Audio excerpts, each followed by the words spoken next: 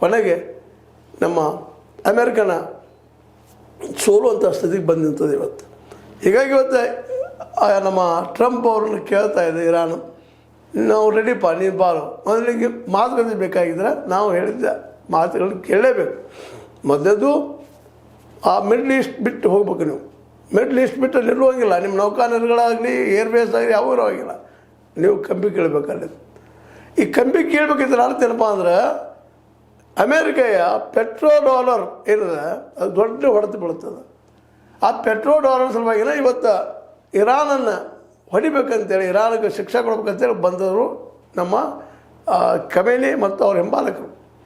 ಆದರೆ ಇವತ್ತು ಅವ್ರಿಗೆ ಗೊತ್ತಾಗಿದೆ ಏನಪ್ಪ ಅಂಥೇಳಿ ಅಷ್ಟು ಸುಲಭದ ಇಲ್ಲ ಅನ್ನುವಂಥ ಮಾತು. ಅಂದ್ರೆ ಒಟ್ಟಾರೆಯಾಗಿ ಈಗ ನಡೆದಿರುವಂತಹ ಯುದ್ಧದಿಂದಾಗಿ ಇವತ್ತು ಅಮೇರಿಕಾ ಒಂದು ವೀಕ್ ದೇಶಪ್ಪ.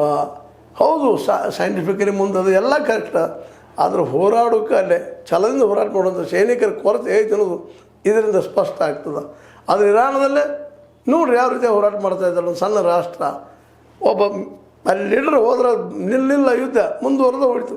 ಈಗ ಮುಸ್ತಫಾ ಖಮೇನಿ ಮೇಲೂ ಇಲ್ಲದು, ಅಲ್ಲೇ ಶನಿದ ಮೇಲೆ ಇಸ್ಲಾಮಿಕ್ ರೆವಲ್ಯೂಷನರಿ ಏನು ಗಾರ್ಡ್ ಅದ ಅವ್ರ ಕೈಯಲ್ಲಿ ಇನ್ನೂರು ಕೆಲವು ಇಂಥ ಸಂಘಟನೆಗಳ ಮೂಲಕ ಇವತ್ತು ಇರಾನ್ ಇದ್ದಿದ್ದು ಏನಪ್ಪ ಅಂತಂದ್ರೆ ಒಂದು ಬಲಿಷ್ಠ ಆಗಿ ಬೆಳೀತಾ ಇದೆ ಅಂತ ನಾ ಹೇಳೋ ಉದ್ದೇಶ ಒಂದೇ ಇಲ್ಲ.